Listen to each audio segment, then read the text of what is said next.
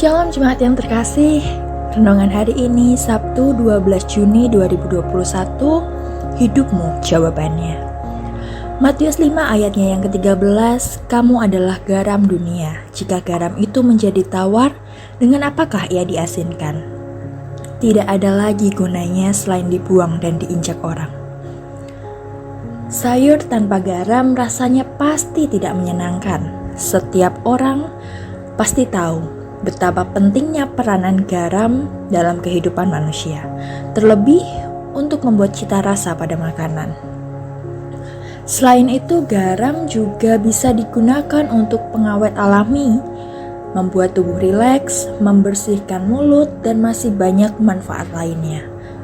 Manfaat itu muncul karena garam memiliki rasa yang asin, dan di dalam rasa asin itulah yang mendatangkan banyak sekali manfaat. Tapi adakah garam yang tidak asin lagi? Dan jika begitu, apa fungsinya?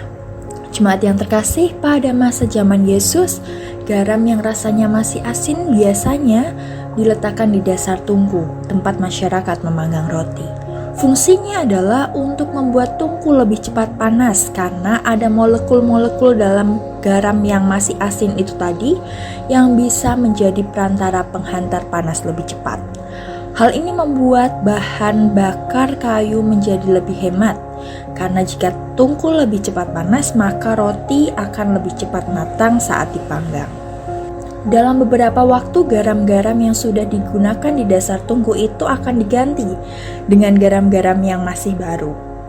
Menariknya, garam yang sudah diambil dari dasar tungku itu sudah tidak asin lagi, alias dia sudah menjadi hambar. Masyarakat pada zaman itu biasanya akan meletakkan garam hambar sisa itu tadi di sekitaran rumah mereka, yang biasanya berpotensi tanahnya lebih lembek atau menjadi becek saat terkena air. Ya, garam itu masih berfungsi, namun hanya ada di tempat yang diinjak-injak orang. Itu sebabnya Tuhan Yesus mengatakan jika garam tidak asin lagi, maka ia akan segera dibuang dan diinjak-injak orang. Kita dipanggil diibaratkan seperti garam yang bisa memberikan manfaat bagi ciptaannya, baik umat manusia maupun alam semesta. Begitu pula dengan kehidupan kekristenan kita. Selayaknya itu tetap memerankan fungsi kita dengan memberikan rasa atau manfaat pada dunia ini. Garam yang masih asin ataupun garam yang sudah hambar sama-sama masih memiliki fungsi. Pilihan kita sekarang mau menjadi garam yang asin supaya banyak manfaatnya, atau pasrah saja menjadi garam yang hambar yang akhirnya hanya diinjak-injak orang saja. Mari kita memerankan fungsi kita dengan memberikan cita rasa ilahi pada dunia, dengan menghadirkan kasih dan damai di dalam dunia ini. Satu minggu ini melalui renungan harian, kita mau diingatkan dengan 6 judul bahwa kita adalah ahli waris Allah yang diwariskan damai sejahtera melalui anaknya. Sehingga jangan takut dan gentar dalam menghadapi dunia ini. Karena percayalah, tangan Tuhan akan menolong kita untuk hidup bebas bersyarat.